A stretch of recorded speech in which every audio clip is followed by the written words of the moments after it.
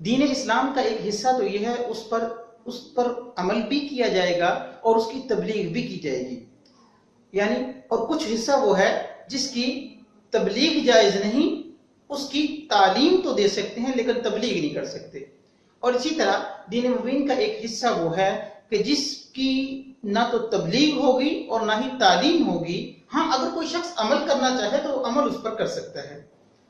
تو لہذا ایک مبلغ کے لیے تبلیغ اور تعلیم کا دائرہ کار کلیئر ہونا چاہیے، وگرنہ اس کی تبلیغ سے ایسے مفسدے اور ایسی جہالتیں اور گمراہیاں رونما ہوتی ہیں جس سے پورا عالم جہالتوں میں ڈوب کر رہ جاتا ہے۔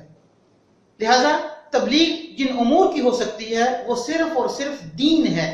دین کے علاوہ کسی اور چیز کی، مسالک کی، مذہب کی، آراء کی تبلیغ جائز نہیں۔ اس لیے آپ نے ہمیشہ یہی لفظ سنا ہوگا، تبلیغ دین۔ تو تبلیغ صرف اور صرف دین کی ہوگی۔ دین کیا ہے؟ حجت اللہ البالغہ میں شاہ ولی اللہ محدث دہلوی رحمۃ اللہ علیہ دین کی تعریف کرتے ہوئے وضاحت فرماتے ہیں کہ دین کہ تمام انبیاء اور رسول پر ایمان لانا، اللہ کی توحید، رسالت، عقیدہ آخرت کے بارے میں وضاحت کرنا اور اس کو مثالوں سے سمجھانا، دین محمدی صلی اللہ علیہ وسلم کہ وہ محکم اور مسلم امور جس میں کبھی بھی کسی کو اختلاف نہیں ہو سکتا، کیونکہ دین وہ قطعی الثبوت اور قطعی الدلالت ہوتا ہے اور اس میں کسی کا اختلاف ہو ہی نہیں سکتا کیونکہ اس پر دلائل ہی مبین ہوتے ہیں۔ لہٰذا اس تبلیغ کے نتیجے میں ہمیشہ امت میں اتفاق، اتحاد باقی رہے گا۔ باقی دوسرا حصہ وہ ہے کہ اس کی تبلیغ تو جائز نہیں ہے، لیکن اگر میرے پاس کوئی درسگاہ میں دین سیکھنے آئے گا تو میں اس کو تفصیل سے، ڈیٹیل سے وہ چیزیں پڑھاؤں گا۔ مثلا اگر ہماری درسگاہ میں وہ سیکھنے آتا ہے تو امام مالک رحمۃ اللہ علیہ کے اقوال و فتاوی، امام شافعی رحمۃ اللہ علیہ کے ابو حنیفہ کا مسلک اور دیگر اختلاف امت، آراء، صحابہ کے اختلافات، آراء، تمام احادیث و کتب و تعلیم تو دی جائے گی، لیکن اس کو ممبر کا موضوع نہیں بنایا جائے گا، کیونکہ جب ہم نے کسی موضوع کو تعلیم کے طور پر پڑھائیں گے اس لیے کہ امت ایک چلتے چلتے، جب ایک رستے پر چلتے چلتے کسی بند گلی میں داخل ہو گئی تو اس کے الٹرنیٹو دوسرا ایک رستہ موجود ہو جس کی اصل میں بیس اور بنیاد بھی قرآن و سنت پر تھی۔ جیسے کہ امام ابو حنیفہ رحمۃ اللہ علیہ کے مسالک اور اس کے فتاوی پڑھاتے ہم اس کے مقابلے میں امام شافعی، امام مالک اور دیگر ائمہ کے فتاوی بھی پڑھائیں گے اور ان کی آراء کا بھی جائزہ لیا جائے گا تاکہ امت کے لیے ایک دوسرا وہ رستہ جس کی اصل میں بنیاد قرآن و سنت پر ہے وہ بھی موجود ہو۔ بہرحال یہ ساری کی ساری باتیں وہ درسگاہ کا تو موضوع ہوں گی لیکن ممبر و محراب کا یہ موضوع نہ بن سکیں گی۔ اسی طرح تیسری طرح کی وہ چیزیں ہیں جن کی نہ تو تعلیم جائز ہے اور نہ ان کی تبلیغ جائز ہے، ہاں اس پر عمل کیا جا سکتا ہے۔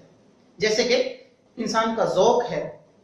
تو ذوق میرا یا میرے اسلاف کا، میرے بزرگوں کا، میرے بڑوں کا، وہ ذوق کتنا بھی محترم کیوں نہ ہو جائے وہ وہی سے زیادہ مقدس اور محترم نہیں ہوا کرتا۔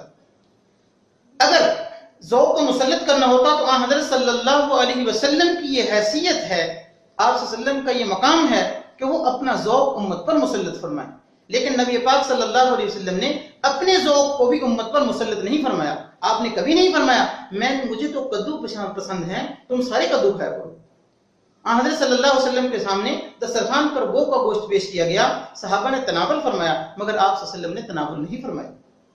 آپ کہہ سکتے تھے، آپ کی ذات بابرکت یہ حیثیت رکھتی ہے کہ بھئی میں نہیں کھاتا تو تم کیوں کھاتے ہو، لیکن نبی پاک صلی اللہ علیہ وسلم نے اپنے ذوق کو بھی امت پر مسلط نہیں فرمایا۔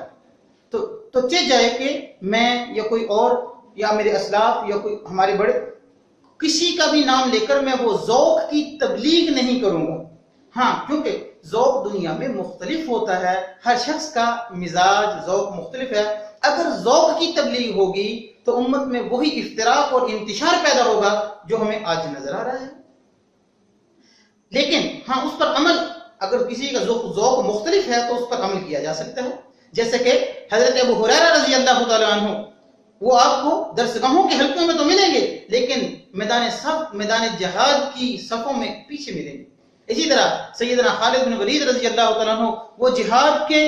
صف اول میں ملیں گے لیکن تعلیم کی درسگاہوں میں ان کا نام تلاش کرنا مشکل ہو جائے گا۔